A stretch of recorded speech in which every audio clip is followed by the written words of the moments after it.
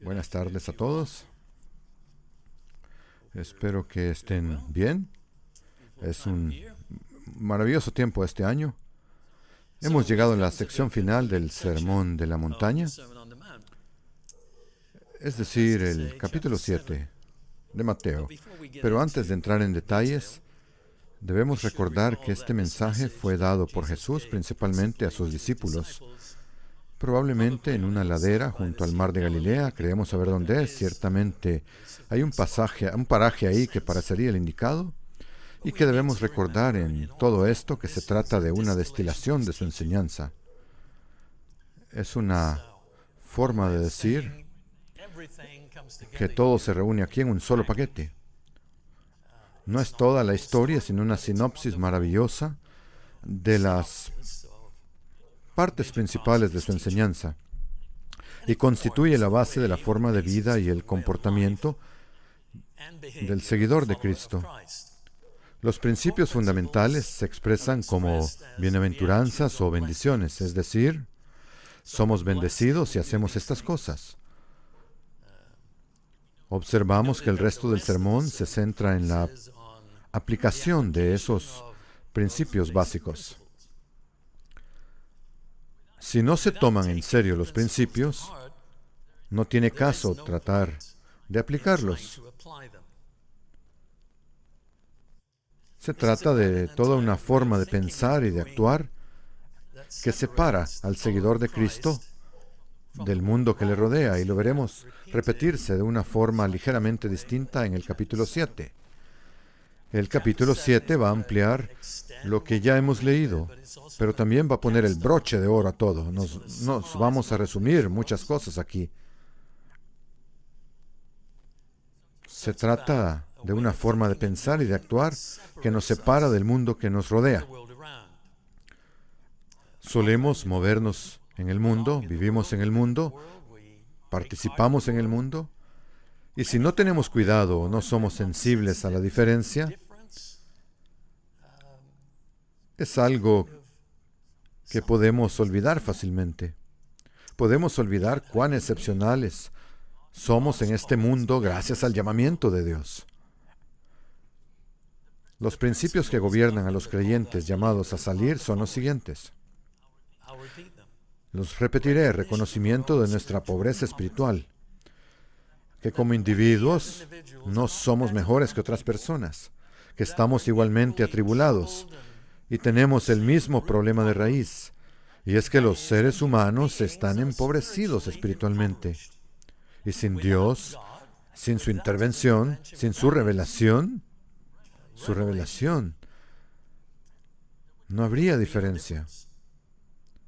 Así que no tenemos motivo de superioridad.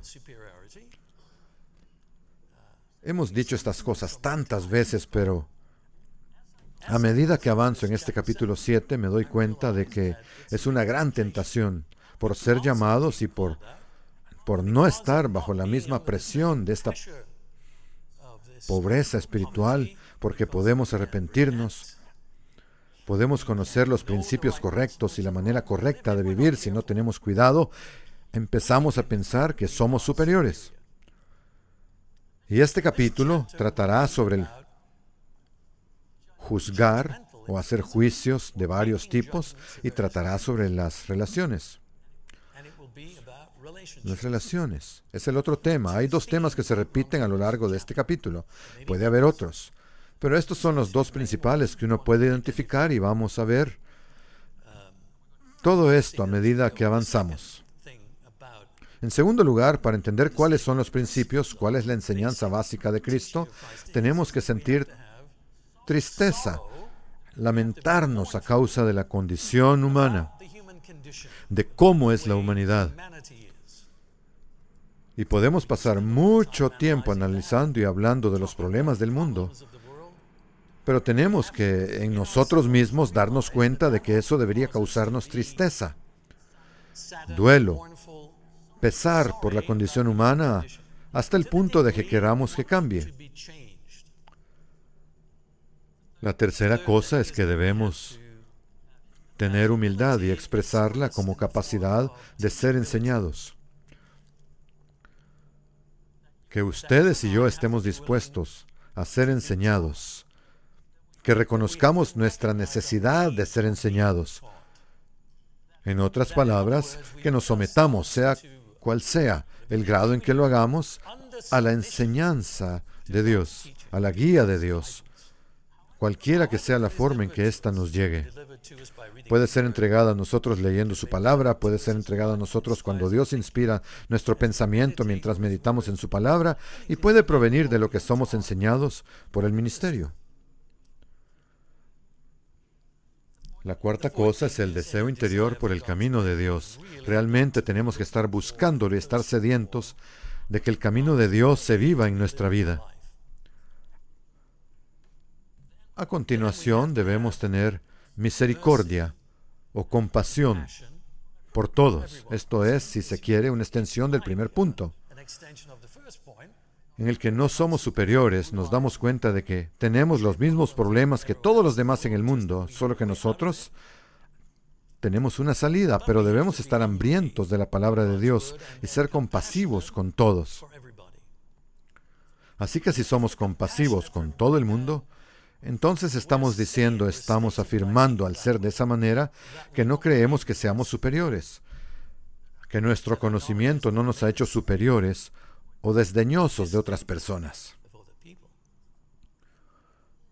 Luego tenemos que ser conscientes de la necesidad de pureza interior, lo que se llama ser puros de corazón, tener intenciones correctas en lo más profundo de nosotros. Tenemos que ser pacificadores. Y finalmente tenemos que aceptar que la oposición o persecución vendrá a nosotros como resultado de vivir estas cosas en este mundo ahora. Que la oposición va a venir, que es un hecho. Es un hecho. Vimos en el resto del capítulo 5 que al vivir estos valores, vamos a ser como sal verdadera, sal que se puede saborear, y luz visible en cuanto a nuestro ejemplo al mundo alrededor. Hay algo en nosotros que va a tener un efecto positivo en el mundo que nos rodea cuando la gente nos vea vivir de esta manera y dar el ejemplo correcto. La Biblia habla de ello aquí en términos de algo que la gente experimenta como algo con un sabor especial, sabroso. Se puede pensar en la sal de diferentes maneras y volveremos a ello dentro de un rato, tal vez dentro de unos momentos. Y como luz visible, no como algo que ocultamos al mundo.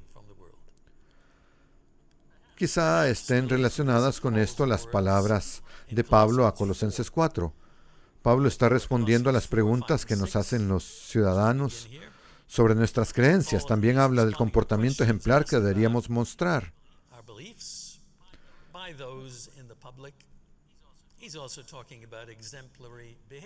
Sí, el comportamiento que debemos tener hacia los demás, lo que debemos exhibir. Colosenses 4, del 5 al 6. Anden sabiamente para con los de afuera, redimiendo el tiempo. Así que ya hay una separación aquí entre nosotros y el mundo de ahí fuera. Y debemos caminar con sabiduría hacia ese mundo y debemos hacer el mejor uso del tiempo del que disponemos en hacerlo. Que la palabra de ustedes sea siempre agradable, con amabilidad, con cortesía, con una actitud de perdón, con caridad, con amor, sazonada con sal. Otra vez este recordatorio. En otras palabras, lo que decimos no es insípido o carente de sabiduría.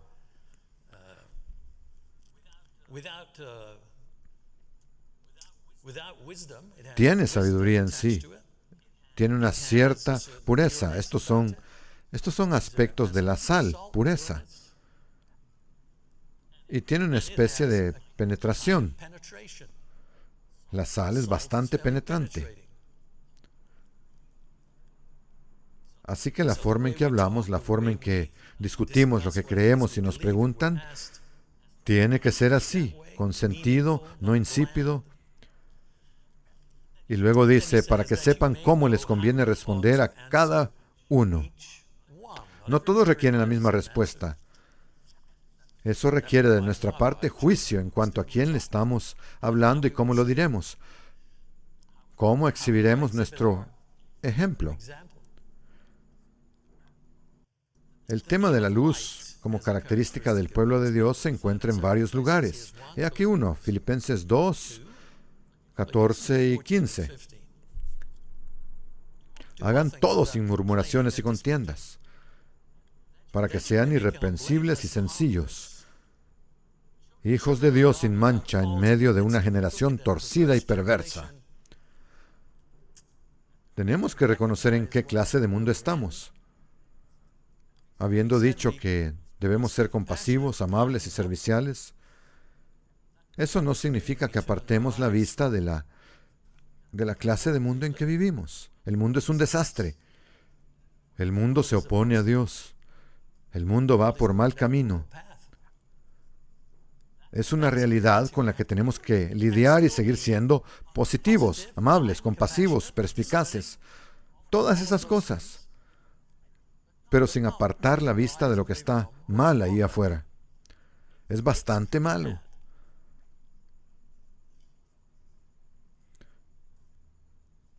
Vivimos en medio de una generación torcida y perversa, pero estamos ahí afuera, supuestamente, para brillar como luminares en el mundo.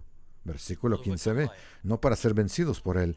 Es viviendo los principios de Mateo 5 como podremos experimentar al Espíritu de Dios obrando en nosotros, mientras interactuamos con el mundo. Seremos fieles seguidores de la ley de Dios. Mateo 5:17. Cristo no vino a abrogar la ley, a cambiarla, a eliminarla. Vino a explicar cómo se puede cumplir mejor.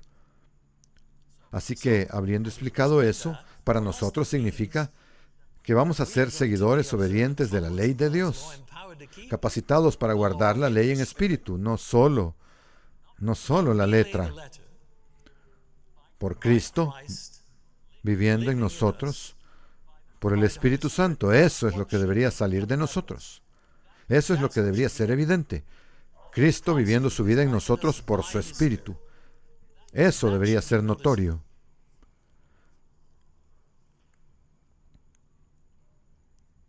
Vivir el espíritu de la ley significa mantener la intención de los mandamientos de Dios, cumplir la ley en el espíritu, en lo que se refiere a cosas como, y aquí hay una serie de cosas que aparecen en esta sección en lo que se refiere a cosas como el espíritu de homicidio, que rápidamente descubrimos que tiene que ver con la ira, algo que todos exhibimos con bastante facilidad.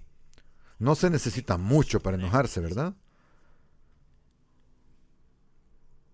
Pero el espíritu de la ley, cuando se refiere al asesinato, tiene que ver, en primer lugar, con la ira. Otra cosa muy común en el mundo es el adulterio. Adulterio, una actitud adúltera. Y esto no tiene que ver solo con gente casada. No solo con los casados, sino también con la actitud detrás de la porneia, que es cualquier tipo de problema sexual. Eso es muy frecuente en el mundo. Ustedes y yo tenemos que guardar la ley contra el adulterio en el espíritu, no cayendo en la trampa de lo que pasa en la mente, detrás de los ojos.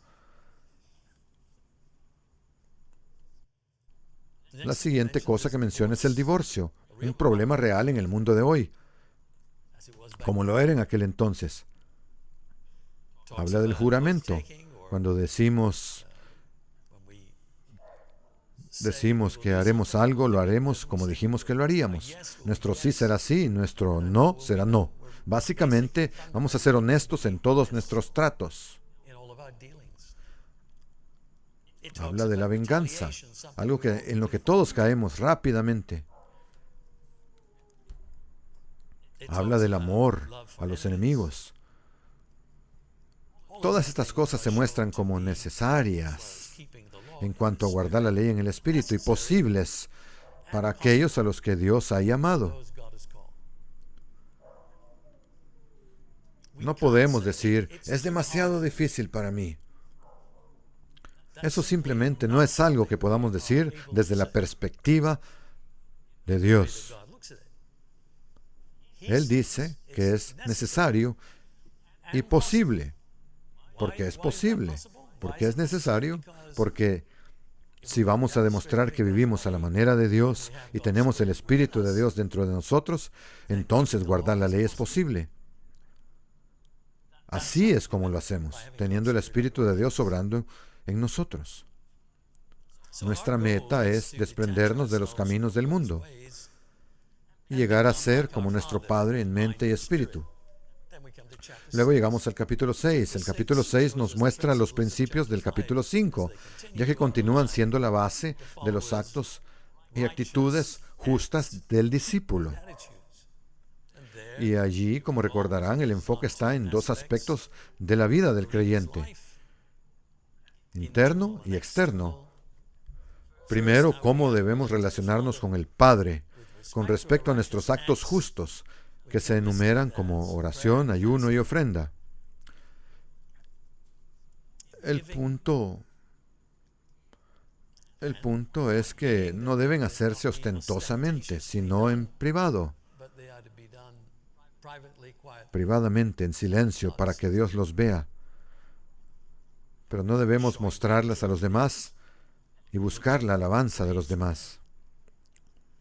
Y en segundo lugar, ¿cómo debemos responder a las presiones de vivir en este mundo en cuanto a nuestras necesidades de seguridad, como comida y ropa? Todas las cosas que necesitamos, posesiones materiales para la vida diaria, que debemos tener una cierta actitud al respecto y no volvernos codiciosos ni materialistas en la forma en que pensamos acerca de esas cosas. Todas estas cosas hablan de lo que es común a la humanidad. Todos estos problemas, todas estas cuestiones son por las que pasa la mayoría de la gente. Todo el mundo pasa por ellas de un modo u otro. El objetivo es centrarnos más que en esas cosas en el reino del Padre, como nuestra primera prioridad. Es importante tener en cuenta estos temas al leer la sección final. A simple vista, el capítulo 7 puede parecer una colección de enseñanzas inconexas, sin relación. Pero veremos, como dije antes, dos temas generales que lo conectan todo. El primero son los juicios que emitimos, y el segundo, las relaciones que entablamos. Hemos aprendido que el Padre está siempre presente. Vivimos nuestras vidas delante de Él. El Padre nos observa, y no me refiero a una especie de vigilancia extraña. Solo quiero decir que está presente. Cuando empezamos cada día, ¿pensamos en eso?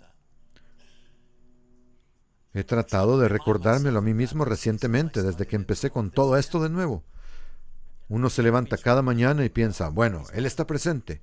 No salgo simplemente por la puerta sin jamás pensar en eso. Él estará presente a lo largo de este día conmigo, y Él observará las decisiones que tomo, las respuestas que doy a otras personas, la manera en que me enojo o no me enojo, y me frustro o no. Que Él es una realidad, que está ahí para ayudarme, que me ama, que quiere lo mejor para mí, que no me vigila vengativamente. Entonces vivimos nuestras vidas en su presencia. Él nos observa y nos recompensará sin falta. El capítulo comienza con una afirmación que de hecho ha sido muy mal interpretada. No juzguen para que no sean juzgados. Mateo 7:1. ¿Quiere decir que no debemos juzgar a nadie por nada de lo que hagan? ¿Significa que debemos decir cosas como, bueno, no me corresponde a mí juzgar? ¿Se trata de eso? No debemos juzgar a nadie. ¿Ese es el punto? ¿No debemos juzgar a nadie? ¿Es eso lo que significa? Probablemente hemos oído a gente decir, bueno, a mí no me corresponde juzgar. Pero ¿es eso lo que debe decir el seguidor de Cristo? Para llegar a la respuesta debemos observar que el verbo griego aquí es krino. K-R-I-N-O. Krino, que aparece 115 veces en el Nuevo Testamento. 115. Es parte de un grupo de palabras que se usan en una amplia gama de contextos que se centran en el juicio. Ahora, el juicio viene en todo tipo de formas, muchas formas. No significa necesariamente en forma legal. Puede significar decidir, tomar una decisión, llegar a una conclusión. Depende de cómo se use.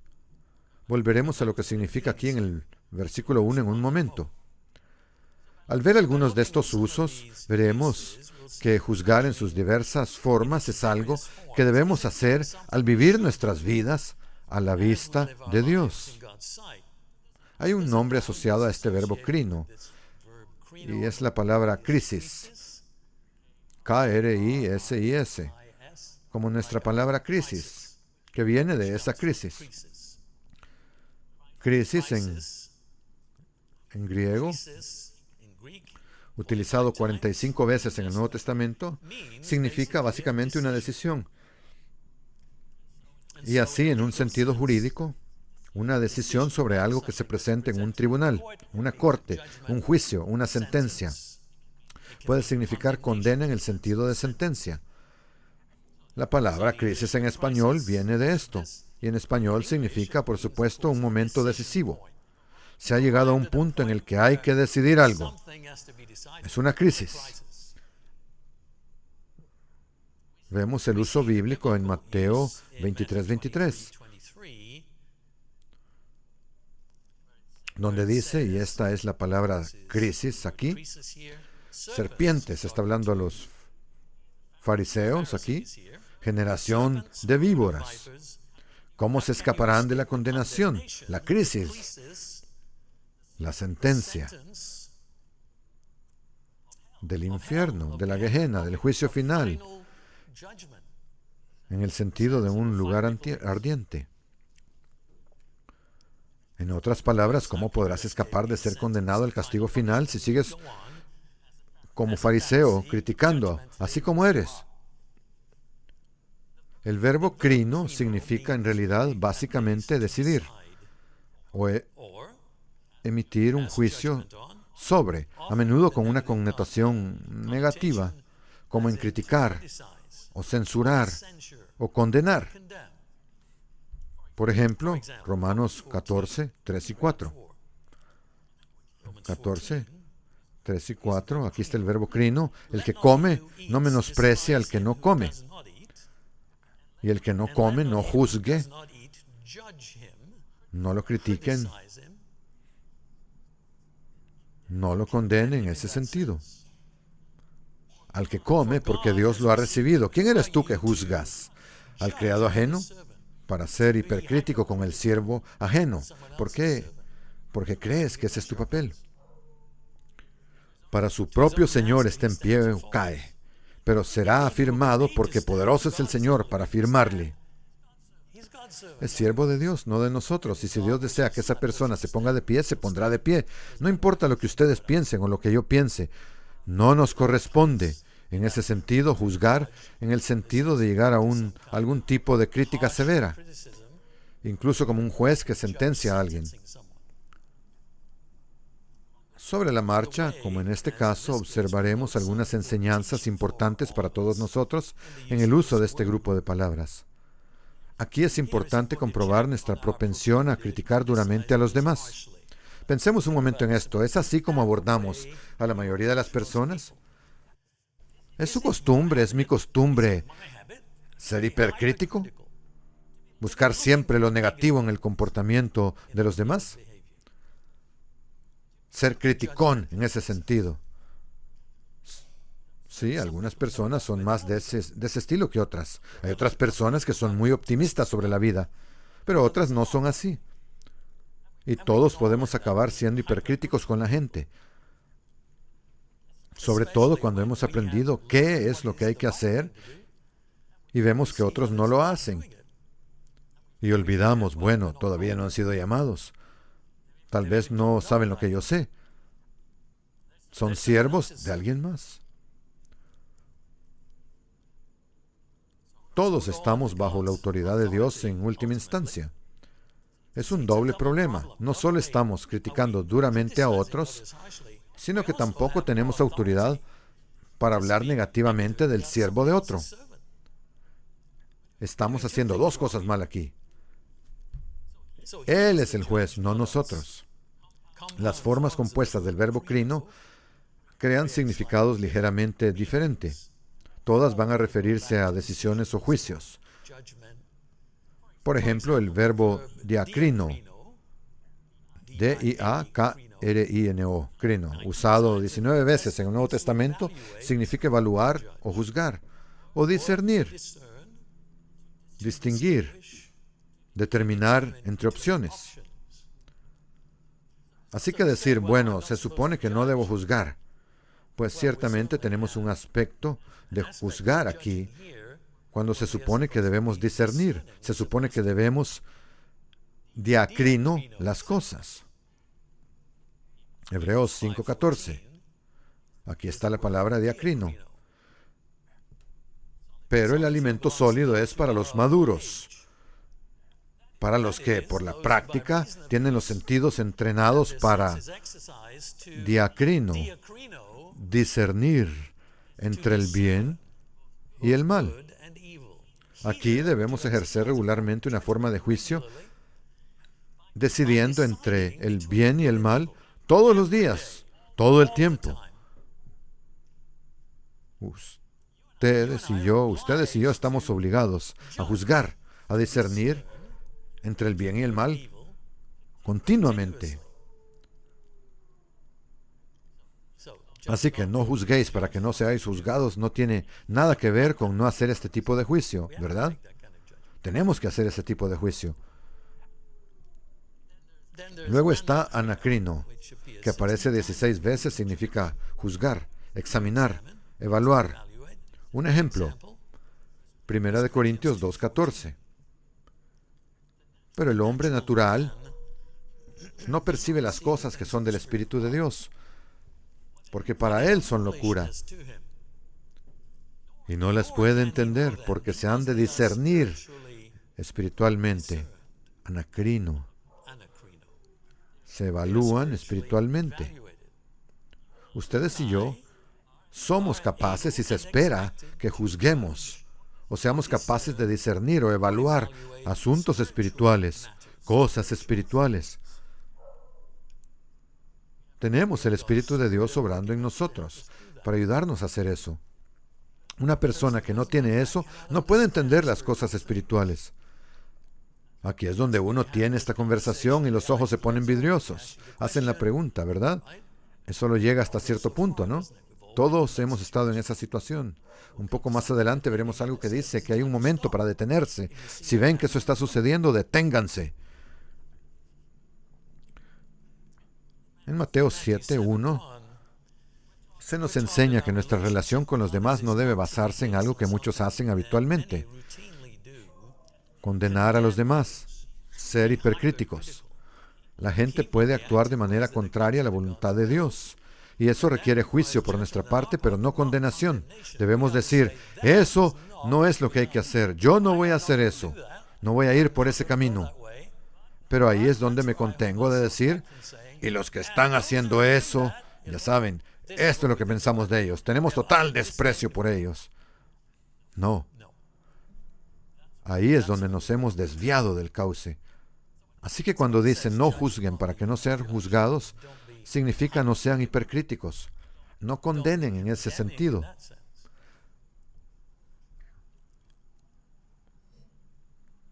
Recuerden que solo Dios es el juez. Ya hemos visto en este sermón que condenar con ira a los demás e incluirlos en la categoría de completos inútiles es contrario a las enseñanzas de Cristo. ¿Verdad? Ya lo vimos antes. No podemos decir, esta persona es un inútil. ¿Cuál es el término? Raca. Hay varios términos como moros.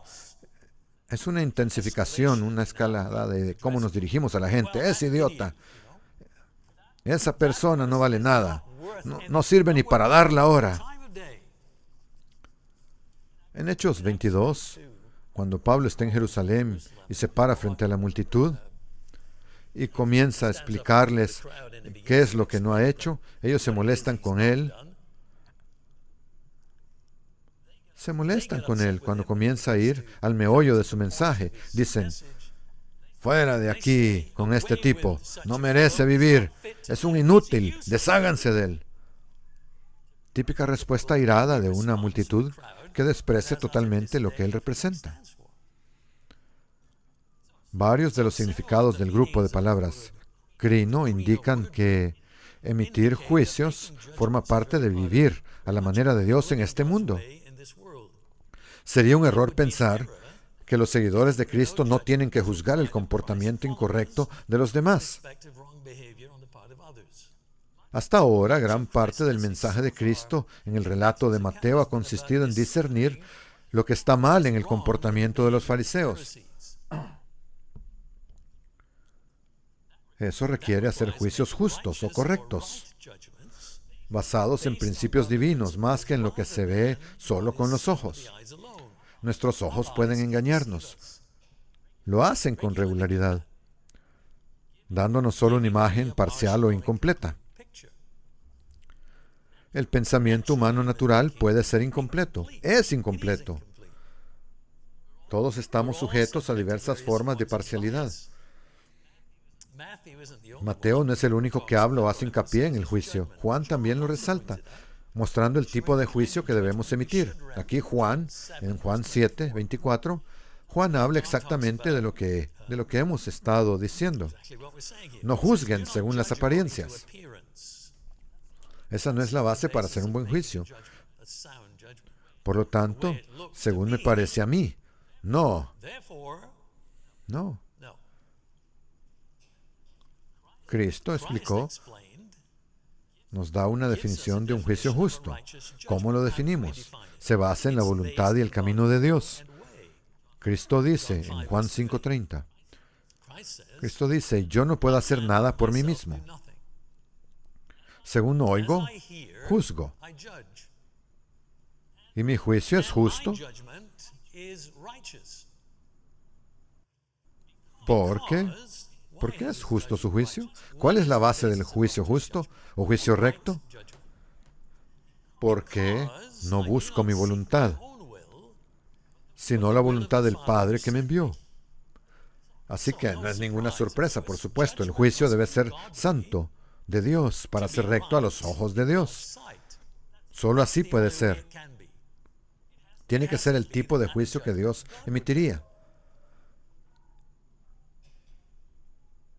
Así que no me corresponde a mí juzgar.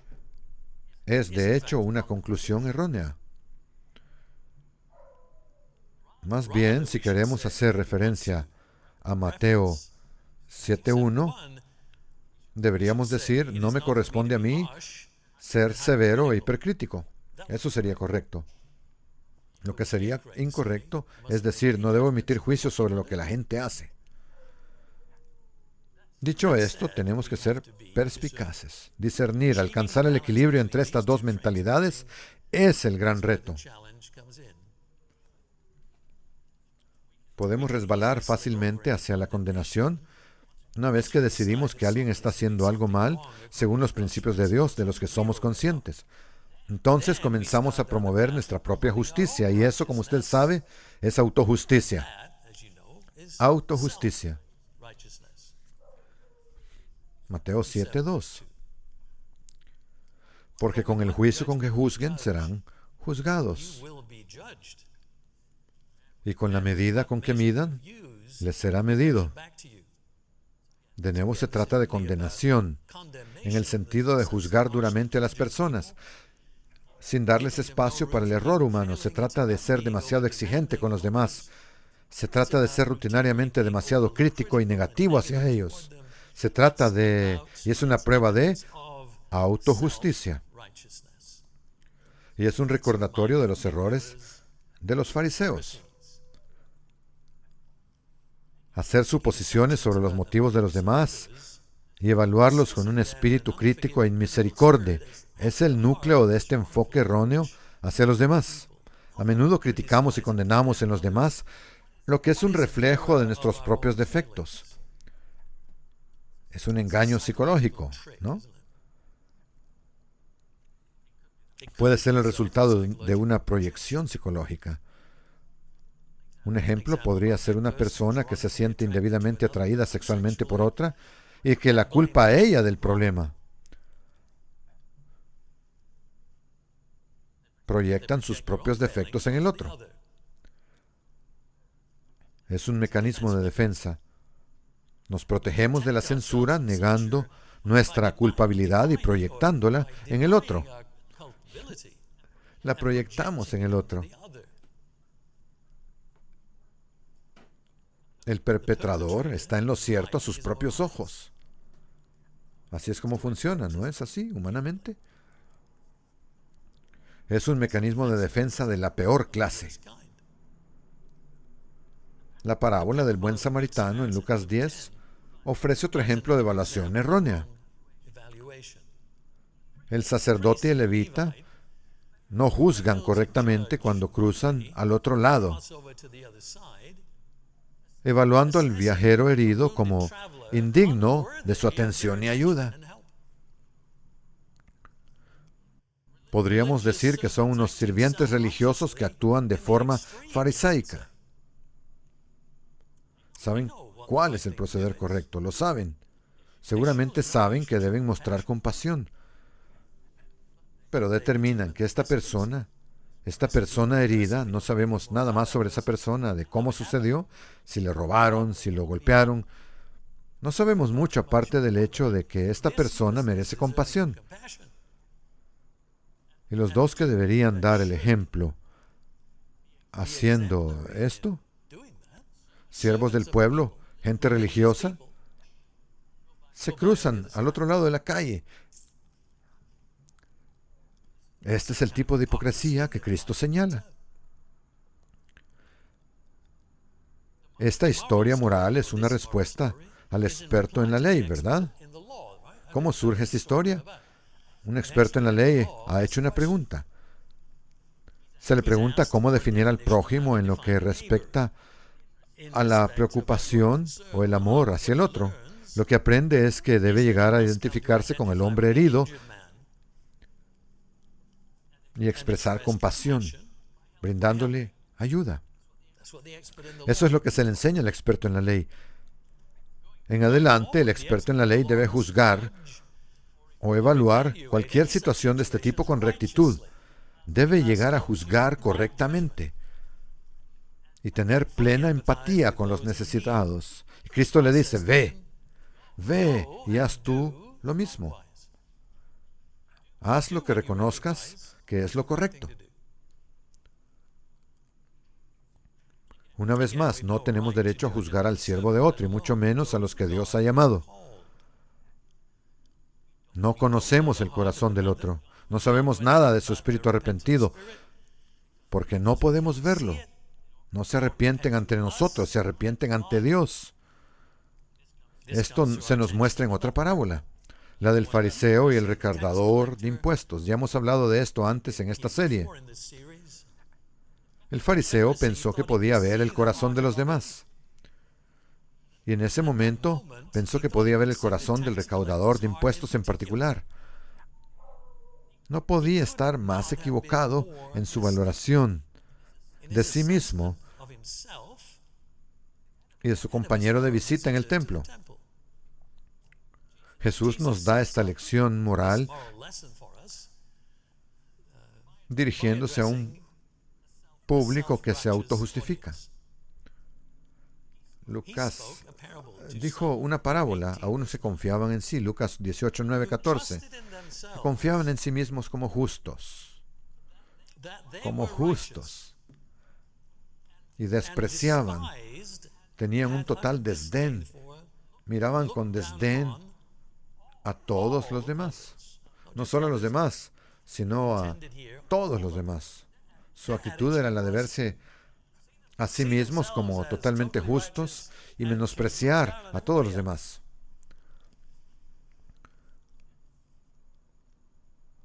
Así que aquí está la historia.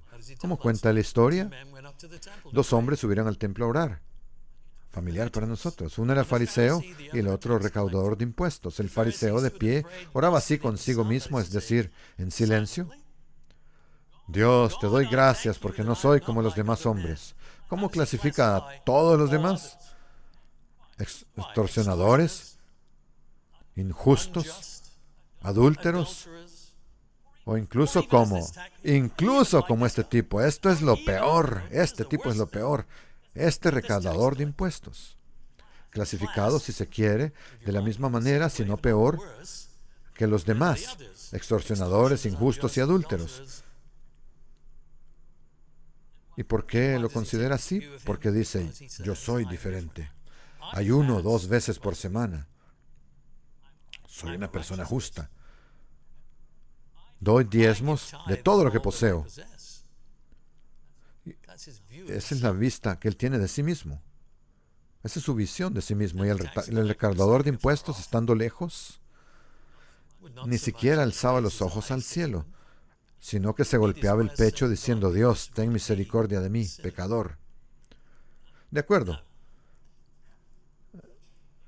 Ya hemos escuchado esa historia, la conocemos.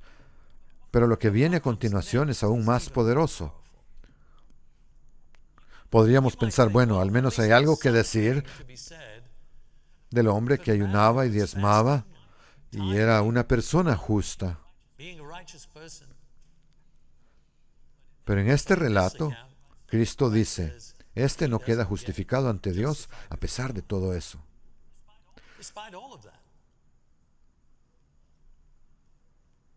Les digo que el recaudador de impuestos, bajó a su casa justificado.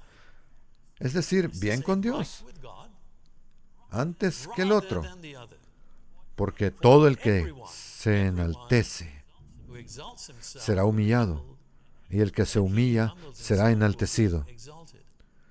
Es una gran historia para ustedes y para mí.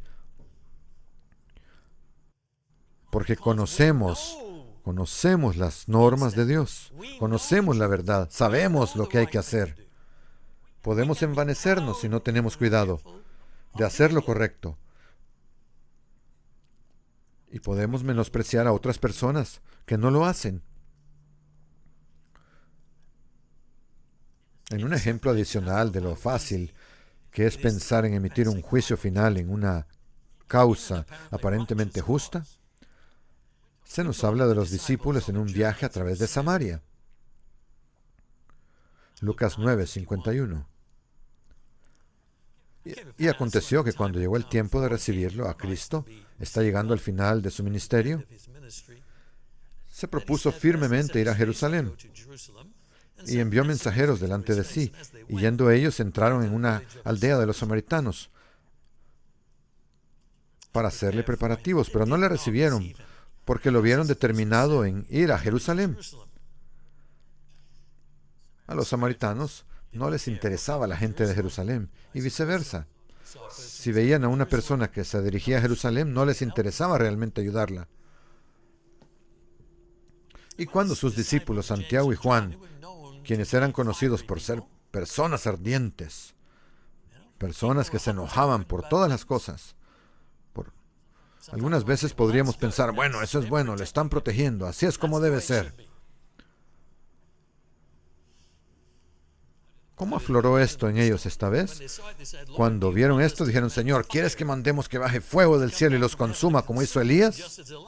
¿Por qué? Hay un ejemplo en el pasado. Elías hizo eso. ¿Quieres que nosotros hagamos lo mismo? Pero él se volvió y los reprendió, los corrigió. Y dijo, no saben de qué espíritu son, porque el Hijo del Hombre no ha venido a destruir la vida de las personas, sino a salvarla. Ese es un enfoque totalmente equivocado de las cosas. Ese tipo de enfoque vindicativo, vengativo, punitivo, bueno, me aseguraré de que lo entiendan. Y se fueron a otro pueblo. No dedicaron tiempo a intentar que funcionara. Dijeron, lo dejaremos así. Nos vamos a otra parte. Una vez más, no se nos permite despreciar a los demás, ni juzgarlos con dureza. Pablo fue más allá cuando advirtió contra el juicio prematuro, incluso juzgándose a uno mismo. Primera de Corintios 4 y 5. Porque yo no sé nada contra mí mismo, pero no soy justificado por esto. Tengo una buena conciencia, pero no estoy bien por eso. Sino que el que me juzga es el Señor. Realmente no soy capaz de juzgarme a mí mismo. Tengo que dejarle eso a Dios. Por tanto, no juzguen nada antes de tiempo, hasta que venga el Señor, que sacará a la luz lo oculto de las tinieblas y revelará los designios de los corazones. Entonces la alabanza de cada uno vendrá de Dios. Por eso, si juzgamos duramente a los demás, podemos esperar recibir un trato similar en el juicio final. Lo que sigue en Mateo 7 es un ejemplo un tanto cómico de la insensatez de juzgar a nuestros hermanos cuando nosotros mismos somos culpables. Algunas personas dicen, es que Cristo no tenía sentido del humor. Este es un ejemplo un tanto cómico. Parece ridículo, de verdad. Seguimos con el tema, por supuesto, del juicio y las relaciones aquí. Aquí quizá más entre creyentes que en el mundo circundante, porque se menciona a los hermanos. Recordemos que esto se dirige, pues, a los seguidores de Cristo. El Sermón del Monte, recordemos, básicamente es escuchado por los discípulos, por sus seguidores. Mateo 7, 3. ¿Y por qué miras la paja, un poco de polvo, en el ojo de tu hermano, pero no consideras la viga en tu propio ojo? Es ridículo, ¿verdad? ¿Quién ha visto a alguien una vez con una viga en el ojo? Pretende ser ridículo. ¿O cómo puedes decir a tu hermano, compañero de fe, déjame sacarte la paja del ojo, y mira que tienes una viga en tu propio ojo? Hipócrita. Saca primero la viga de tu propio ojo y entonces verás claro para sacar la paja del ojo de tu hermano. Así que también se dirige a nosotros. Podríamos preguntarnos por qué hipócrita se aplica aquí potencialmente. Consideremos que si decidimos corregir a un hermano o hermana por algo que en realidad es poca cosa, una pequeña partícula, no podremos hacerlo eficazmente si nuestras propias faltas, una viga en nuestro ojo, son mucho más serias. Estaremos cegados por nuestros problemas y seremos incapaces de ayudarles. Primero debemos eliminar lo que nos impide ver con claridad a otra persona. Solo así no seremos hipercríticos o hipócritas, o ambas cosas. Un espíritu y una actitud autojustos y enjuiciadores son mucho más graves, porque están más arraigados que un pecado cometido desde la debilidad. Ambos son pecados, pero uno es mucho más grave que el otro. ¿Qué tan difícil es quitar algo que está incrustado en un lugar sensible de nosotros? Supongamos que lo hacemos bien. Supongamos que efectivamente queremos ayudar y lo hacemos bien. ¿Hasta qué punto debemos ser cuidadosos? Pensemos en lo difícil que es sacarse algo del ojo. Si usted fuera médico, piense en un médico que hace esto. ¿Cuán cuidadosos son al tratar con nuestros ojos? Son extremadamente cuidadosos en cómo lo hacen. ¿No es así como deberíamos ser si estamos tratando de ayudar a alguien a ver algo que está mal? Sacar algo del ojo de otra persona requiere una buena visión de nuestra parte y mucha delicadeza y cuidado. No podemos decir la verdad con amor si no somos compasivos, misericordiosos, amables, humildes y comprensivos. porque nosotros mismos hemos pasado por esa situación. Podríamos preguntarnos en este punto cuál de las bienaventuranzas ilustra esta situación. Si la compasión y la misericordia fueran lo más importante para nosotros, ¿habría que dar este ejemplo? Si fuéramos realmente compasivos y misericordiosos en nuestra forma de ver las cosas, en verdad, y eso fuera algo natural para nosotros, ¿tendría Cristo que dar este ejemplo? Simplemente lo haríamos, ¿no? Lo haríamos correctamente. El hecho de que Él tenga que regresar y darlo de nuevo, explicarlo de nuevo, debería decirnos algo. ¿Somos tan compasivos y misericordiosos como creemos ser? Él estaba hablando a sus discípulos.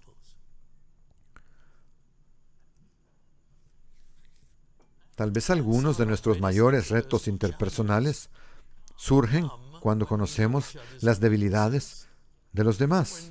Estamos en estos grupos y congregaciones más pequeños. Todos nos conocemos muy bien. ¿Cuánto más cuidadosos y delicados deberíamos ser? Los maridos y las esposas se conocen muy bien. También aplica para los novios. Y tenemos que ser muy cuidadosos los unos con los otros, ¿no? Si queremos que esto siga funcionando.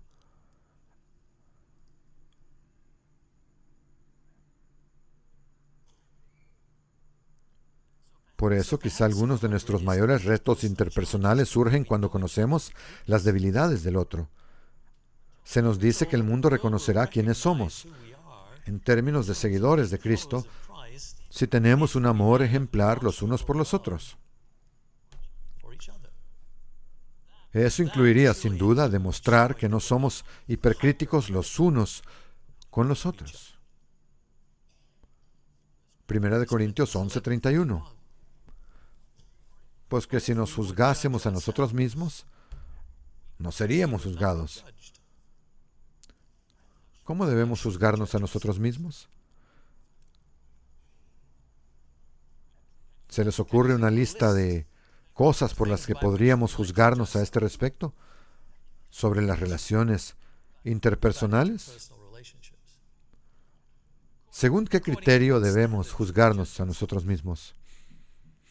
1 Corintios 13 ofrece una excelente lista de características de santidad que pueden contrarrestar la ceguera causada por nuestro propio juicio. Lo que hay en esta lista es asombroso. Aquí están las características. 1 Corintios 13, 4 al 7. El amor es paciente.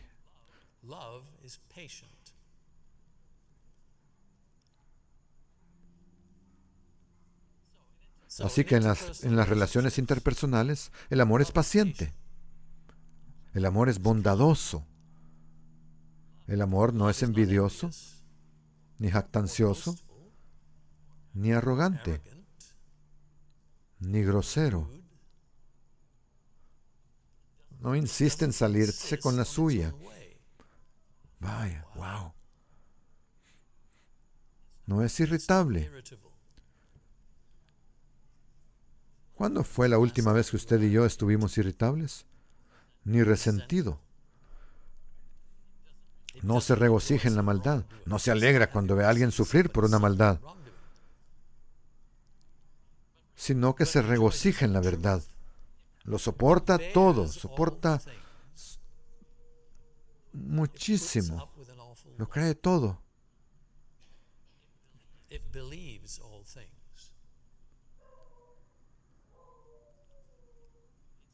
Es positivo hacia las personas. Prefiere creer lo que dicen a dudar de lo que dicen. Eso no significa ser tonto si uno ha tenido una experiencia en la que no le han dicho la verdad, sino que significa básicamente que tenemos un enfoque positivo hacia las personas.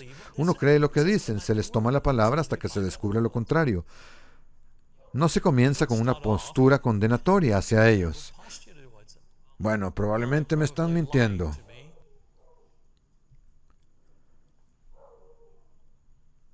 Cree todas las cosas, espera todas las cosas, soporta todas las cosas. La siguiente afirmación. La siguiente afirmación breve de Mateo 7 nos invita a reflexionar sobre nuestras relaciones de otro tipo. Es una afirmación muy fuerte y cuando uno la lee al principio piensa, vaya, qué manera tan fuerte de expresarlo. Pero es una prueba más de que tenemos el deber de evaluar y discernir, de juzgar cuál es la mejor manera de cumplir la función de dar testimonio de nuestras creencias. Esto no está desconectado de lo anterior. Completa el cuadro, en el sentido de que muestra que es necesario otro tipo de juicio para vivir en este mundo en este momento. Mateo 7:6. No den lo santo a los perros, ni echen sus perlas delante de los cerdos.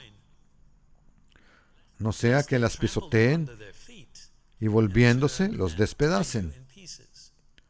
Ahora, si ustedes piensan que esto está hablando de la gente como perros, de la gente como cerdos, entonces eso sería realmente oscuro, ¿no? Macabro. Es más bien, yo pienso así, hablar de una imagen, crear una imagen para nosotros, que si damos algo que es santificado, especial para Dios, y lo presentamos a personas que no son creyentes, y ellos lo rechazan, sería el equivalente a dar algo que es santo a un perro que no puede reconocer lo que es la santidad. Un animal no reconoce la santidad. Del mismo modo, poner algo que es muy valioso delante de un cerdo es contraproducente. No entenderá ese valor el animal y esto es, por así decirlo, lo que ocurre cuando nos acercamos a personas que no comprenden cuál es el camino de Dios, cuál es la verdad de Dios. Estamos perdiendo el tiempo hasta que llegue el momento en que puedan comprender. En el contexto de aquel tiempo, la predicación continua del camino de Dios fue limitada por Cristo a aquellos que mostraran disposición a escuchar. Si los oyentes se resistían, los discípulos debían marcharse y seguir adelante. Es decir, no tenía sentido seguir predicando a los que no escuchaban. Mateo 10, 11 al 14. En cualquier ciudad o pueblo en que entren, averigüen quién es digno, quién está en condiciones de escuchar, quién desea escuchar, y en ella, y quédense ahí hasta que salgan, y cuando entren en una casa, salúdenla. Si la casa es digna, que la paz de ustedes caiga sobre ella, pero si no es digna, que la paz de ustedes regrese a ustedes. Y a cualquiera que no los reciba ni escuche sus palabras, cuando salgan de esa casa o ciudad, sacúdanse el polvo de los pies. Hay un ejemplo de esto en Hechos, cuando Pablo estaba hablando a algunos de los judíos antagonistas en una ciudad, en Antioquía de Pisidia. Hechos 13:46. Entonces Pablo y Bernabé se armaron de valor y dijeron: era necesario que se les hablara primero a ustedes la palabra de Dios, pero ya que ustedes la rechazan y se juzgan indignos de la vida eterna, he aquí que nos vamos con los gentiles. Nos volvemos a ellos. El versículo 51 nos dice que sacudieron el polvo de sus pies, lo mismo que Cristo había dicho antes en Mateo 10, y se fueron a la siguiente ciudad. Hoy en día hay ocasiones en las que la gente no quiere escuchar. Incluso puede enfadarse y volverse antagonista con nosotros. Seguramente se habrán encontrado con ello. Hay un momento para dejar de hablar, ¿no? Hay un momento para no dar más explicaciones. Hay momentos en los que gastar dinero en ciertas oportunidades mediáticas es un despilfarro. He conocido a gente que nos ha tratado con bastante antipatía, a pesar de que les pagamos dinero por estar en una emisora de radio, en una cadena de televisión, o por anunciarnos en su periódico. Se han vuelto muy desagradables porque no les gusta lo que representamos. Lo he visto muchas veces. Ese es el momento de irse, de dejar de intentar abrir la puerta a la fuerza. Hay un momento para darse cuenta de lo que está pasando y no echar perlas donde no se deben echar. Por tanto, se requiere evaluación, discernir la voluntad de Dios. Como Pablo, no continuamos donde no somos bienvenidos. La siguiente sección de Mateo 7 nos recuerda que estamos en una relación amorosa y generosa con nuestro Padre. Debemos estar en una relación continua, permanente, presente y de oración con Él. Dicen, pidan, busquen, llamen. Esa es la relación que tenemos. Está abierta. Tenemos que aprovecharla para comprender mejor. Sea lo que nos preocupa. Preguntemos, busquemos, llamemos. Y si creemos que hemos sido llamados, que Dios es nuestro Padre, podemos estar seguros de que la respuesta llegará. De eso no hay duda. Puede que no llegue cuando nosotros querramos, pero llegará. Dios es como un padre humano amoroso que quiere proporcionar a sus hijos todas las cosas buenas que les beneficiarán. Todos hacemos eso como padres. Nuestro Padre no nos fallará dándonos lo que es perjudicial o desalentador. Puede que no sea exactamente lo que pensamos que necesitamos, pero será lo mejor para nosotros. Esta sección es un pasaje parentético. Mateo 7, 7 al 11. Pidan y se les dará. Busquen y encontrarán. Llamen y se les abrirá. Porque todo el que pide, recibe. ¿Lo creemos o no? Y el que busca, encuentra.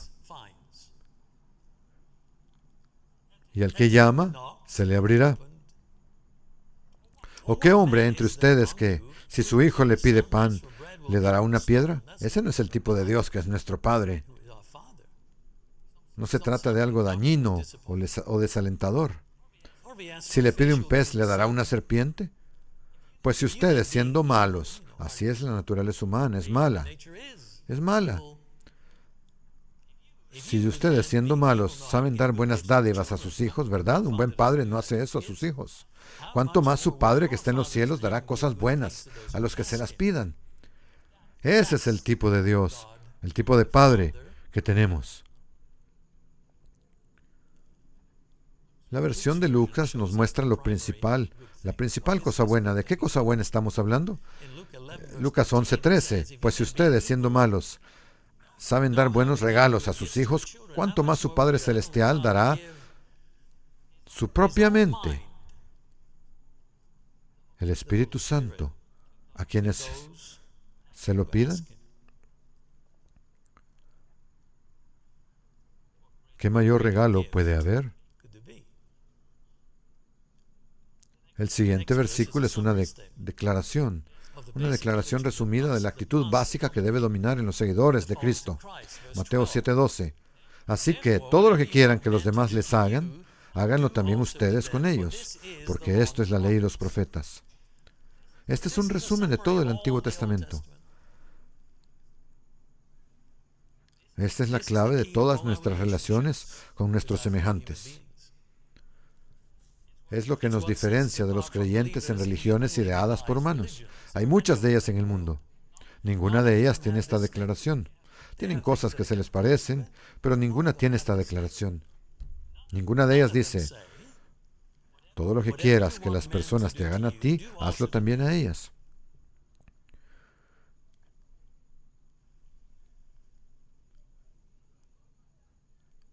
Ninguna otra religión tiene esta declaración como una expresión positiva de lo que debe hacerse para lograr relaciones armoniosas.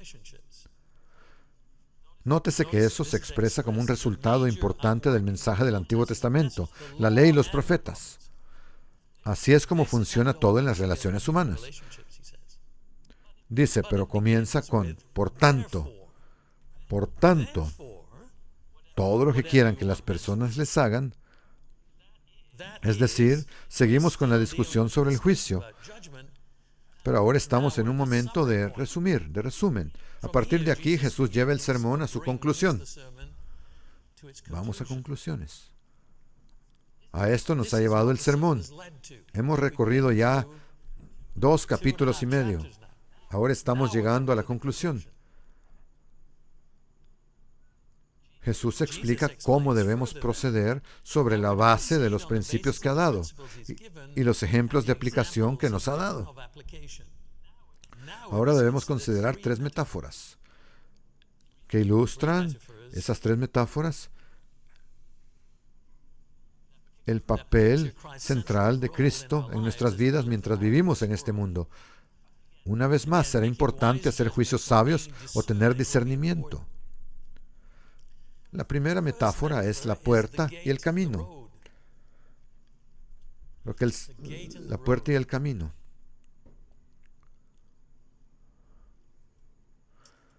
Lo que el señor Abler dijo en términos del consejo que este hombre le dio, cuando dijo eso, pensé en esta sección que estamos a punto de leer aquí. Efectivamente, lo que ese hombre le dijo a Dwayne fue que no pasara por la puerta ancha, ni fuera por el camino ancho. Le dijo que pasara por la puerta estrecha, o que fuera por la senda estrecha. Entrad por la puerta estrecha. Verso 13, Mateo 7. Porque ancha es la puerta y espacioso el camino que lleva a la perdición, y muchos son los que entran por ella. Porque estrecha es la puerta y angosto el camino que lleva a la vida, y pocos son los que la encuentran.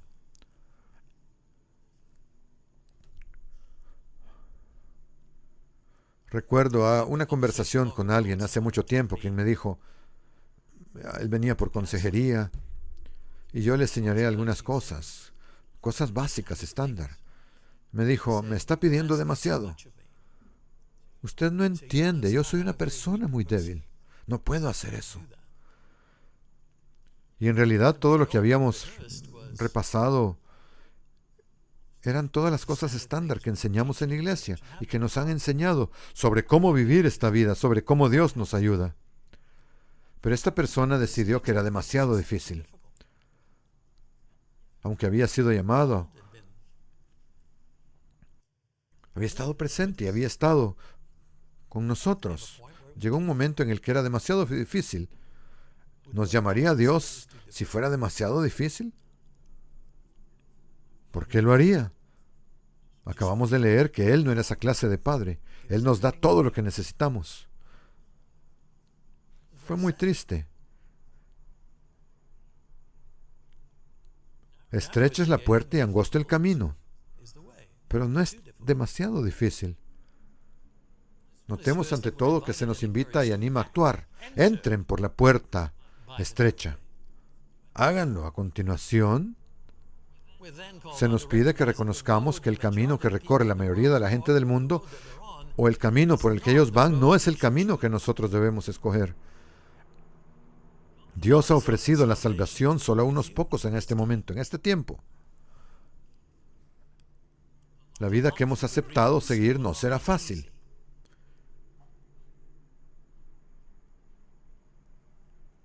En el Sermón del Monte hemos ya escuchado acerca de la persecución y el sufrimiento a medida que seguimos por este camino. Pablo escribió a Timoteo sobre sus luchas y sobre lo que todos podemos esperar. Segunda de Timoteo 3:10. Ahora bien, tú has observado mi enseñanza, mi conducta, mi propósito en la vida, mi fe, mi paciencia, mi amor, mi constancia, mis persecuciones y mi sufrimiento por las cosas que me sucedieron en Antioquía, Iconio y Listra, estos lugares de Asia Menor, donde había sido atacado y dado por muerto. ¿Cuántas persecuciones sufrí?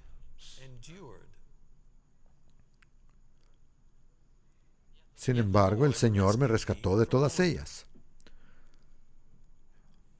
De hecho, todos los que quieren vivir una vida de santidad en Cristo Jesús serán perseguidos. Para ir por el buen camino hay que entrar por la puerta estrecha. El camino más allá de la puerta también es estrecho, angosto, pero conduce a la vida eterna. El camino ancho, por donde la mayoría viaja ahora, se entra por una puerta ancha. Es un camino fácil de encontrar, pero no conduce a la vida, sino a la destrucción solamente, dice. Así que la elección está muy clara. No debería sorprendernos que pocos hayan encontrado la senda estrecha, y lo que es igualmente importante, hayan permanecido en ella. Pablo dice que lo soportó. Sabía que perseverar era la clave. Como acabamos de leer, no le fue fácil, pero pudo completar el viaje. Él dice en 2 de Timoteo 4:7, he peleado la buena batalla, he terminado la carrera, he guardado la fe. El seguir a Cristo no consiste solo en encontrar el camino correcto, sino también en dejar atrás el espíritu del mundo. No sirve de nada caminar por la senda estrecha con el mismo espíritu de antes. La mente natural, que es gobernada por lo físico, la carne, no es adecuada para el viaje por esta senda estrecha. No será de beneficio. Esa mentalidad no es útil en este camino angosto. Tiene que ser una mentalidad diferente para mantenerse en el camino angosto, en la senda estrecha. El viejo hombre se queda fuera de la puerta, si se quiere, o en la tumba acuosa del bautismo. El viejo yo ya no tiene nada que hacer en este nuevo viaje. Es la persona nueva, con un espíritu nuevo y valores nuevos, lo que se adentra en la senda estrecha, hacia una vida nueva. Seguimos a Cristo por esa senda estrecha. Y Él es nuestro ejemplo. 1 de Juan 2:6. El que dice que permanece en Él debe andar como Él anduvo. Como Él anduvo.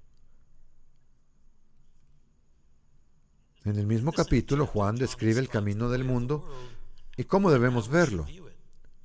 Él muestra el resultado diferente para aquellos que aman al Padre y aquellos que aman al mundo. 1 de Juan 2:15. No amen el mundo ni las cosas que están en el mundo.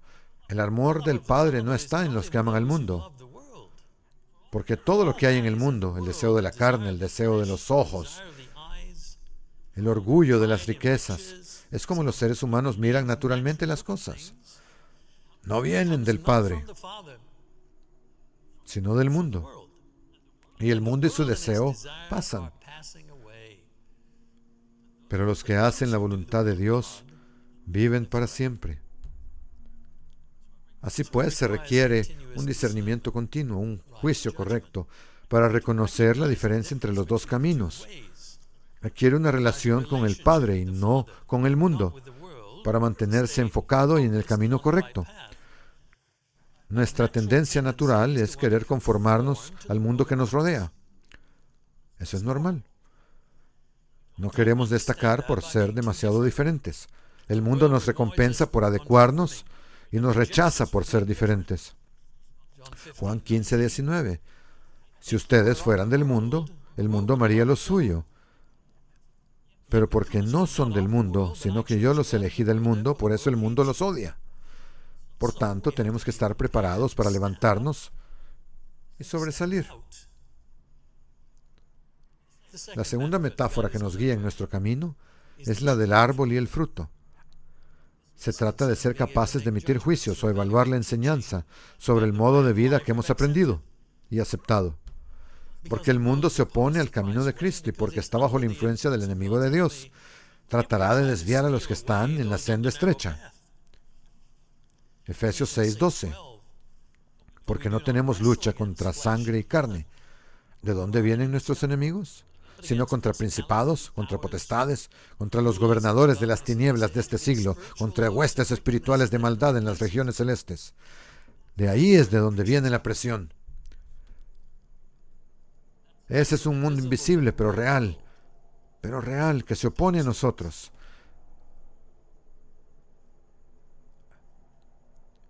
Eso no es una metáfora, es una realidad. En Mateo 7, Jesús explica cómo reconocer la verdadera y la falsa enseñanza. Se trata de identificar el resultado final de las enseñanzas en términos de frutos buenos y malos. ¿A dónde conduce la enseñanza? Es una pregunta que debemos hacernos. La enseñanza correcta produce frutos buenos. La enseñanza equivocada produce frutos que no son compatibles con el camino de Dios. Mateo 7:15. Guárdense de los falsos profetas, falsos maestros. Están allá afuera. Y a veces también están dentro de la iglesia. A veces son solo ideas que están por ahí, que están siendo propagadas por personas que suenan religiosas. Recientemente me encontré con un asunto, no quiero decir su nombre.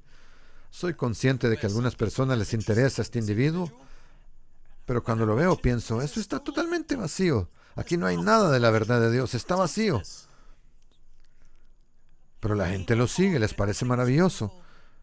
No dicen nada, no hay buen fruto en ello. Se habla con ira la mayoría de las veces. Es muy extraño. Pero vivimos en tiempos de ira. Quizás se sientan más atraídos por gente encolerizada. Vivimos en tiempos de división más que en el pasado. Quizás les guste oír hablar de división. Quizás a esta gente les suene familiar, ¿no? Pero eso no es de Dios, se los aseguro, porque produce malos frutos. Y no es la palabra de Dios. Son ideas humanas. Hay que tener cuidado, sean cuidadosos. Todos debemos ser cuidadosos. Guárdense de los falsos profetas que vienen a ustedes vestidos de ovejas, pero por dentro son lobos rapaces. ¿Hay algo de verdad en eso? Fuerte descripción, tremenda. Por sus frutos los conocerán. ¿Acaso se recogen uvas de los espinos o higos de los cardos? ¿Verdad? La fruta buena no proviene de ese tipo de plantas. Aún así, todo árbol bueno da frutos buenos, pero el árbol malo da frutos malos. No hay árbol bueno que dé frutos malos, ni árbol malo que dé frutos buenos.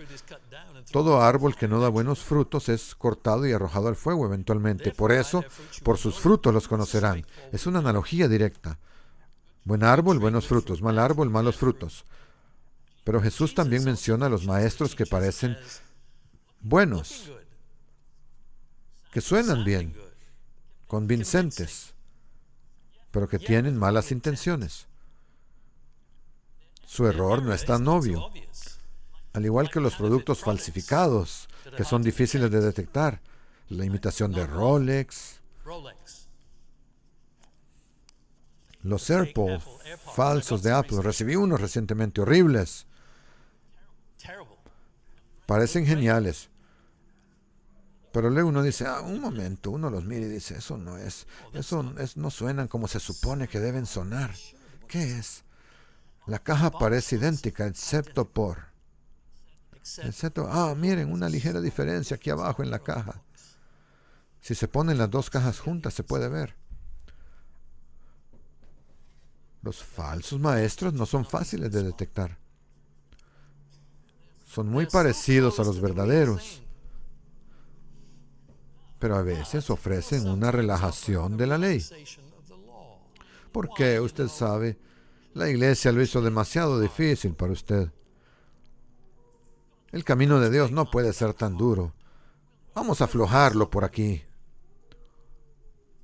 O, si eso no es de su gusto, ofrecen una interpretación más estricta.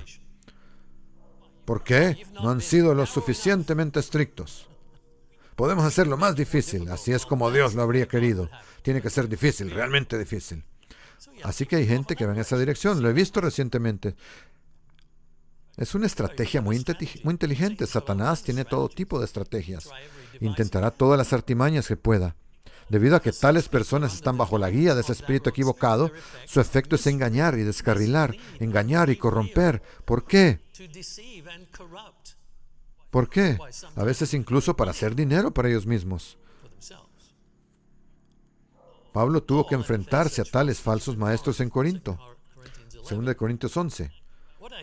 Versículo 12. Y lo que yo hago también lo seguiré haciendo, para negarles la oportunidad a los que quieren una oportunidad de ser reconocidos como nuestros iguales en lo que se jactan, hablando de los falsos maestros, porque tales fanfarrones son falsos apóstoles, obreros fraudulentos, que se disfrazan de apóstoles de Cristo.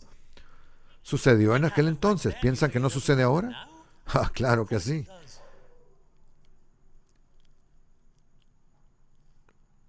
Y no es de extrañar, dice, porque entiende de dónde procede. Hasta Satanás se disfraza como ángel de luz. Así que no es extraño que sus ministros, sus siervos, los que siguen su camino, también se disfracen de ministros de justicia. Parecen ser buenos, pero su fin corresponderá a sus obras. Lo que Jesús dijo a continuación en Mateo 7 confirma que se refería a los guías religiosos.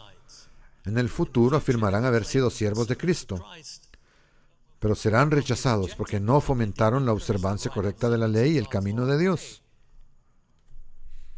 Mateo 7, 21. No todo el que me dice Señor, Señor, entrará en el reino de los cielos. Entonces, ¿quién lo hará? Sino el que hace la voluntad de mi Padre que está en los cielos. Ese es el que lo hará. Muchos me dirán en aquel día, Señor, Señor, ¿no hemos profetizado en tu nombre? Bueno, eso sería una buena señal, ¿no? He echado fuera demonios en tu nombre y he hecho muchas maravillas en tu nombre. Todo eso parecía correcto. Y entonces les declararé, nunca los conocí. Nunca. Siempre estuvieron en el camino equivocado. Nunca los conocí. Apártense de mí ustedes que practican la iniquidad, la ilegalidad. La iglesia primitiva del Nuevo Testamento sufrió de tales lobos desde dentro y desde fuera. En una de las declaraciones más sorprendentes, creo yo, con respecto a esto, Pablo le dijo a un grupo de ancianos que tales personas ya estaban entre ellos. Es una declaración sorprendente, abrumadora. Él había estado con esta gente mucho tiempo, por varios años. Y en su mensaje final a ellos, les dice, Hechos 20:28, por tanto, velen por ustedes mismos y por todo el rebaño en que el Espíritu Santo los ha puesto por administradores, para que pastoreen la iglesia de Dios, la cual Él adquirió con su propia sangre. Porque yo sé esto, que después de mi partida, lobos salvajes entrarán en medio de ustedes, no perdonando al rebaño. Ese es un grupo. También de entre ustedes mismos se levantarán hombres que hablarán cosas perversas para arrastrar a los discípulos tras de sí. Por lo tanto, velen, estén alerta. Y recuerden que durante 3 años no dejé de advertirles a todos noche y día con lágrimas. Les advertí de estas mismas cosas durante 3 años. Obviamente Pablo estaba muy preocupado por la iglesia, porque practicara el buen juicio en estos asuntos. Lo mismo dijo a los miembros de la iglesia de Filipos en términos más generales. Filipenses 1, 9, 11. Y esta es mi oración, que el amor de ustedes desborde más y más con conocimiento y plena perspicacia o discernimiento. Su juicio sería bueno, para ayudarlos a determinar, juzgar como bueno, lo que es mejor, para que en el día de Cristo sean puros e irreprensibles. Asegúrense de estar juzgando, está diciendo, habiendo producido la cosecha de justicia que viene por medio de Jesucristo, para la gloria y alabanza de Dios. La tercera metáfora de Mateo 7 se refiere a los constructores sabios y necios. Aquí Jesús compara el uso de su enseñanza en el sermón con la construcción de una casa. Los que la escuchan y la aplican son como la persona que construye sobre cimientos sólidos. Cuando llega el mal tiempo, la casa se mantiene en pie. Ahora bien, el mal tiempo se presenta en todo tipo de formas, ¿no es así en la vida? La lluvia, las inundaciones, el viento, las pruebas de la vida, las cosas que nos pasan. Hay muchas cosas que sucederán en la vida mientras construimos esta casa. Y si no lo hemos hecho bien, la casa se derrumbará. Nosotros nos derrumbaremos bajo esas presiones. Mateo 7:24. Por tanto, cualquiera que me oye estas palabras, lo que hemos estado leyendo en este sermón del monte, y las pone en práctica, le compararé a un hombre prudente que edificó su casa sobre la roca. Creo que en Lucas dice cavó hondo. La versión de Lucas es que cavó profundamente hasta tocar la roca. Realmente trabajó en ello. Ustedes y yo tenemos que cavar hondo y fortalecer nuestros cimientos para que podamos superar estas tormentas. Y estas nos llegarán a todos. Nos llegarán a todos. Y descendió lluvia, y vinieron ríos, y soplaron vientos, y azotaron aquella casa, y no cayó porque estaba fundada sobre la roca. Esa es nuestra creencia. Eso es lo que entendemos que somos. Esa es nuestra vocación. Eso es vivir esta vida cada día, día a día. Pero el que oiga estas palabras mías y no las ponga en práctica, será como un hombre insensato que construyó su casa sobre la arena. Así que podemos oír y no hacer. Y descendió la lluvia, vinieron las inundaciones y soplaron los vientos y golpearon aquella casa y cayó, y grande fue su caída.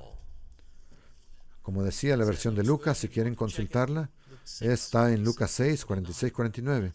Aquí es donde acaba el Sermón del Monte. Un momento.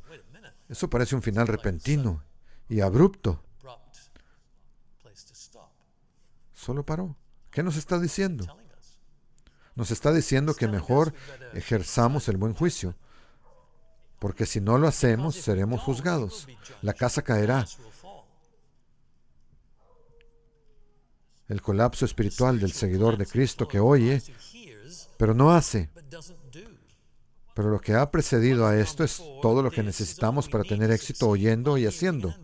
Es el juicio de aquel que no construye sobre los principios fundamentales de Mateo 5 que repasamos al principio. Esta es, pues, la enseñanza de Jesús, con autoridad, lleno de autoridad. Después de este extenso mensaje, creo que nos quedan algunas preguntas importantes.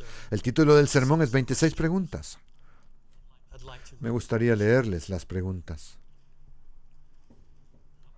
¿Hasta qué punto he asumido los principios fundamentales básicos? ¿Estoy de acuerdo en que la lista de bienaventuranzas establece las características que quiero tener en mi esencia espiritual? ¿Reconozco mi propia pobreza espiritual?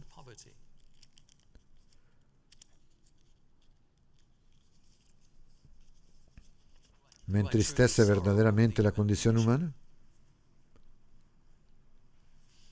¿Expreso humildad a través de mi disposición a ser enseñado? ¿Tengo realmente un profundo deseo interior de seguir el camino de Dios? ¿Expreso misericordia o compasión por todas las personas, sin prejuicios? ¿Busco realmente ser puro de corazón? ¿Forma la construcción de la paz parte de mi práctica diaria? ¿He aceptado que sufriré oposición y persecución en esta vida? Eso es todo sobre los principios. Aquí hay algunas preguntas más sobre las aplicaciones.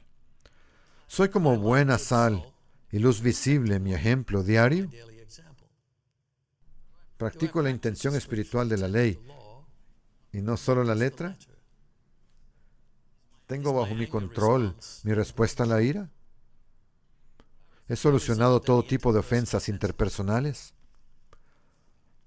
¿Practico la templanza, el control en los asuntos sexuales? ¿Soy fiel a mis votos matrimoniales? ¿Cumplo mi palabra? ¿Mi sí es sí? ¿Evito las represalias en cualquier circunstancia? ¿Amo realmente a mis enemigos? ¿Son mis actos de rectitud solo para aparentar? ¿Me resisto al materialismo? ¿Me preocupo demasiado por mis necesidades físicas? ¿Es el reino de Dios mi primera prioridad? Soy una persona juzgona, es decir, duramente crítica. ¿Es mi relación con el Padre abierta y satisfactoria? ¿Estoy construyendo sobre una base espiritual sólida? El Sermón del Monte trata de la autenticidad en las creencias. Y en la práctica, va al grano, llega al corazón de las cosas, nos pide que reflexionemos sobre la profundidad de nuestras convicciones. Nadie quiere llegar a la resurrección y que le digan, nunca te conocí. Para que eso no ocurra, tenemos que estar seguros de que nuestra forma de seguir a Cristo es auténtica, no basada en crear falsas impresiones. No podemos permitirnos el lujo de pensar que la mera asistencia a la iglesia una vez a la semana satisface nuestro llamamiento. Nuestra aproximación a la palabra de Dios no debe ser excesivamente académica o técnica. No estudiar por estudiar. Debe hacerse con miras a modificarnos para que asumamos el carácter de Dios y sigamos el ejemplo de Cristo. Es para que podamos estar seguros de que Cristo vive en nosotros. La palabra hipócrita aparece muchas veces en esta sección como advertencia, porque es excesivamente fácil fingir la fe en vez de practicarla. El mundo se dirige por la puerta ancha y por el camino espacioso. Ese es el camino fácil. La senda estrecha es exigente, difícil, pero nada puede ser más significativo ni estar lleno de tanto potencial. No hay nada más. Pablo escribió a la iglesia de Colosas sobre el gran valor del plan de Dios. El gran plan de Dios, y una sección de esta carta se aplica maravillosamente, como concluimos aquí. Hermoso y ambicioso lenguaje sobre recorrer la senda estrecha. Así pues, terminaremos donde empezamos. Empezamos en Colosenses. Vamos a terminar en Colosenses 3:12.